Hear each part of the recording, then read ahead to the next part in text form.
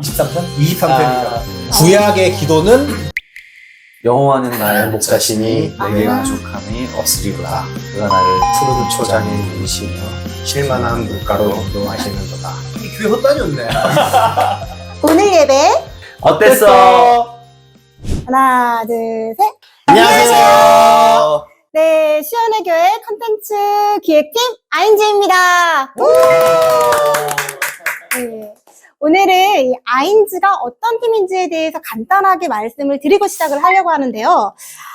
아인즈는 시원의 교회 온 오프라인 공간, 예배, 행사 등 모든 영역의 비주얼을 기획하고 컨텐츠를 제작하는 팀이에요.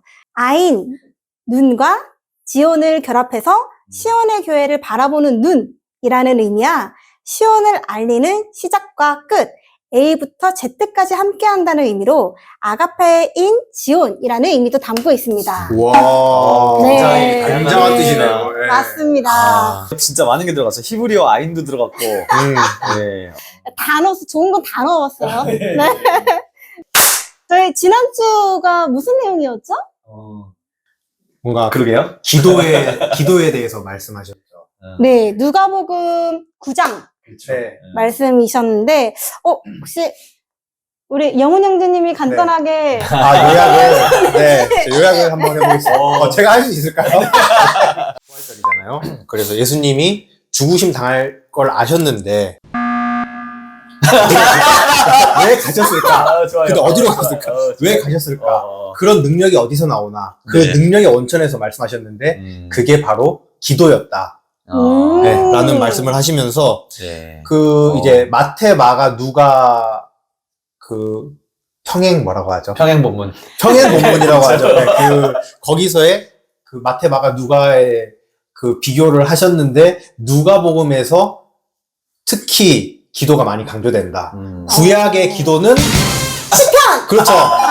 그러면 신약은 누가복음이다. 네. 이 말씀을 하신 거죠. 네. 아. 그래서 평행 본문, 같은 본문이더라도 마태랑 마가에는 기도했다는 얘기가 없는데 누가에만 기도했다는 얘기가 있다는 거. 네. 이제 누가복음 읽을 때 진짜 다를 것 같아요. 맞아요. 되게, 네. 야, 대단하십니다.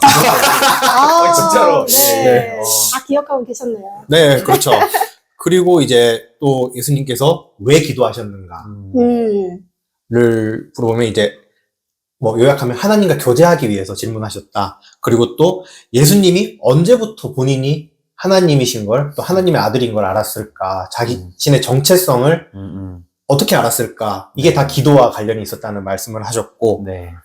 또 어떻게 기도하셨는가에 대한 말씀을 하셨고, 또 마지막으로 이제 제자들은 졸았다. 저는 이 챕터가 궁금했거든요.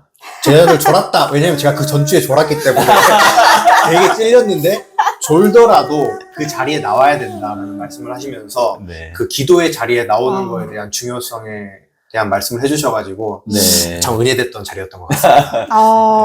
대단하십니다. 감사합니다.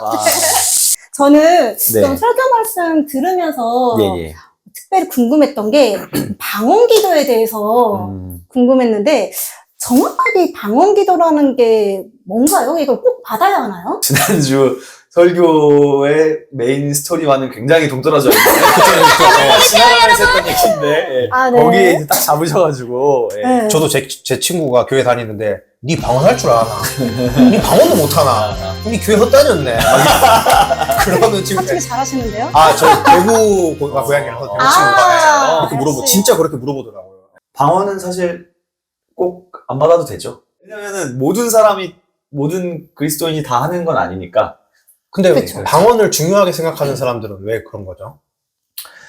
약간 교단에 좀 차이가 있는 것 같은데 음. 일단은 교단적으로 이야기를 해보면 그 방언을 굉장히 중요하게 생각하는 교단이 이제 교단적으로 얘기해보면 그런 거예요. 기하성, 기독교 대한 하나님의 성회, 소위 순복음교회가 속해 있는 교단이 네. 기하성이라고 이제 부르거든요. 아. 근데 기하성과 그다음에 이제 우리가 속해 있는 장로교 교단 이 전통의 이제 핵심적인 이제 차이 중에 하나가 뭐냐면 성령을 받았는가?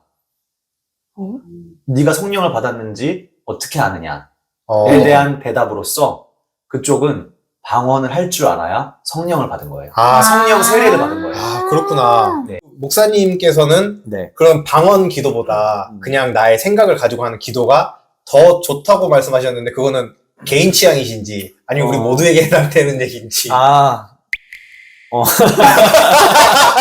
개인 취향이지만 저는 네. 모두가 그렇게 지향하면 좋을 것 같아요. 어. 근데 이제 뭐 은사 계열에서는 방언이 이제 시작하는 은사라고 많이 이야기해서 방언의 은사를 받음으로 인해서 다른 은사들이 막 그런 영적인 은사들이 열린다. 이제 뭐 그런 이야기들도 하는데 그렇게 보면은 방언의 은사가 뭔가 대단한 것 같지만 네. 어떤 면에서는 되게 시작 단계에 있는 거라고도 볼 수 있기도 하거든요. 근데 이제 기도라는 측면과 견주어 봤을 때 저는 그런 것 같아요. 나이가 들면 들수록 내 생각과 내 마음과 내 언어로 기도하는 것이 더 좋다는 생각을 많이 하게 되고 그러니까 왜냐하면 통성기도와 방언기도 약간 유사성이 있잖아요. 통성기도도 막 집회 때 막 그쵸. 하잖아요. 네. 근데 혼자서 개인 기도할 때도 그렇게만 할 수는 없거든. 그렇잖아요. 침묵하고. 예. 네. 막 강하게 막 그렇게 하다가 지칠 수도 있고. 근데 오히려 그냥 더 편안하게 말씀을 묵상하고 말씀을 가지고 하나님과 대화하고 기도할 수 있다는 측면에서 내 의식, 그 다음에 또 말씀이라는 주제를 가지고 기도한다는 측면에서 그런 게 좋은 것 같고. 네. 그리고 더 나아가서는 궁극적으로는 시편으로 기도하는 것이 가장 좋더라. 제가 시편으로 네, 기도하는 저는 게 이제 가장 좋다. 저에게는 이제 그런 면이 좀 있는 것 같습니다. 시편으로 기도하는 게 어떤 건지 짤막하게. 그러니까 시편을 묵상하고 그 시편으로 내가 한 번 더 기도하는 거예요. 시편을 묵상하고 시편을 일종의 읽는 낭독하는 건가요? 일이죠. 낭독을 하고. 네. 왜냐하면 이건 또 시편 얘기할 때 보통 하는 이야기들이긴 하는데 네. 그 시편은 인간의 기도잖아요. 네. 네. 처음에 인간이 했잖아요. 네. 그러니까 다른 성경과는 다르게 출발점이 아래였어요. 예를 들면 모세오경은 하나님이 모세를 통해 주신 계시니까 방향이 처음 위에부터 내려왔는데 시편은 출발이 아래였어요. 되게 독특하게. 하나님부터 내려온 게 아니고 위에서 내려온 계시가 아니라 네. 인간으로 인간이? 출발한 거예요. 근데 인간의 오. 말이 밑에서 위로 올라갔는데 그게 지금 성경이 돼서 내려왔으니까 우리에게 다시 하나님 말씀으로 온 거잖아요. 아, 그러네. 그렇게 볼 수가 갔다가 있구나. 제가 시편의 다시. 매력을 느끼게 된 이게 계기였어요. 이것도 또 시편의 그렇구나. 새로운. 근데 어쨌든 간에 이걸 다른 말로 생각하면 이 기도문은 완전히 하나님께 받아들여졌기 때문에 우리에게 성경으로 왔으니까 어떻게 보면 굉장히 신약의 주기도문에 버금가는 권위 있는 기도문으로 생각할 수 있는 거죠. 네. 그런데 그 기도문을 내가 소리내서 읽는 순간 이 기도는 그 다윗이 한 기도가 아니라 내가 하는 기도가 되는 거잖아요. 짤막하게 가장 추천하는 편이 있으신가요? 시편이 엄청 길잖아요. 저는 19편 얘기하실 줄 알았어요. 왜냐면 제가 기도할 때 19편 7절에서 10절을 많이 암송하거든요. 그러시구나. 여호와의 아. 율법은 완전하여 우리의 영혼을 수성시키시며 뭐 이런 구절이 있는데 제가 한 절 추천해 드리면 예.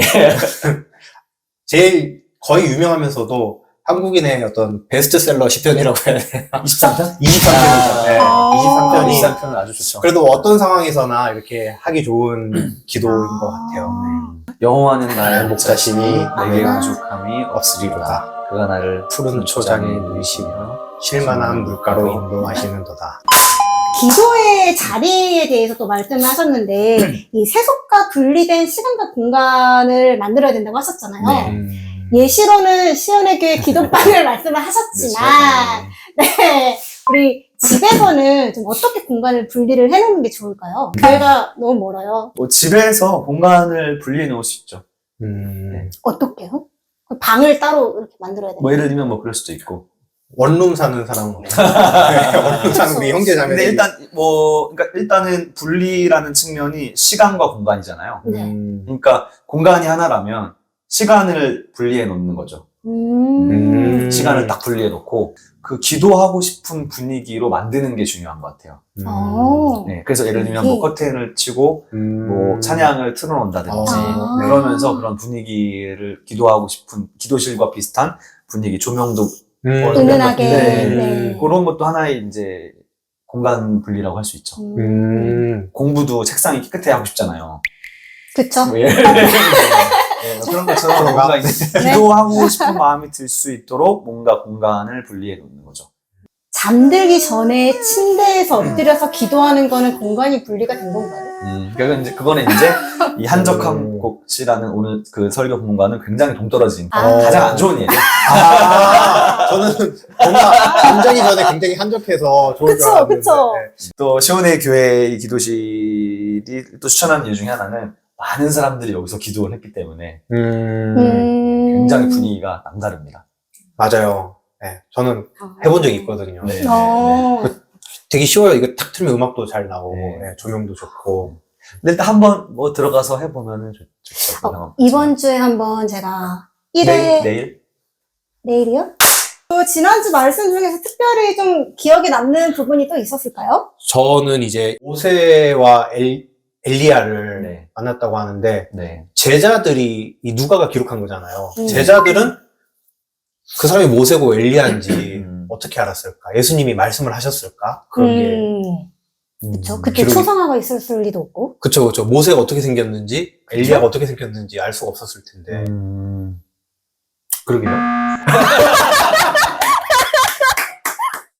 예수님께서 말씀하실 가능성이 제일 높겠죠. 아, 왜냐하면 내려오면서 또 그 얘기를 하면서 내려오기 때문에 예수님하고 변화산 사건은 굉장히 여러 가지 의미들이 있는데 예수님의 얼굴이 해같이 빛났고 용모가 변화됐잖아요. 근데 거기에는 이유가 있어요. 왜냐하면 그 사건은 구약 성경의 출애굽기 34장에 대한 네. 영향이에요. 출애굽기 34장에 무슨 내용이 있는지 혹시 아세요? 아니요? 네. 출애굽기 34장에는 모세가 시내산에 올라가서 40일 있다가 내려오는데 딱 내려와서 이스라엘 백성들이 봤더니 모세의 얼굴이 해처럼 맞아. 빛이 났어요. 그래서 네. 그걸 수건으로 가렸어요, 자기가. 그래서 그것과 연관되어 있다고 할 수 있죠. 뭔가 하나님과 굉장히 가까워진 상태 같은 걸까요? 그런 것도 있는 것 같고, 예. 와. 그렇죠. 그래서 그거에 대해서 사도 바울도 한번 언급하죠. 고린도후서 3장에서 언급하면서 그 예수님을 통해서 이루어진 새 언약 얘기를 하면서 그 당시에는 그 수건으로 가렸지만 네. 가리지 않는다. 그런 뉘앙스의 얘기가 이제 고린도후서 3장에 나오죠. 네. 거기에 모세가 왔다는 것도 굉장히 흥미롭죠.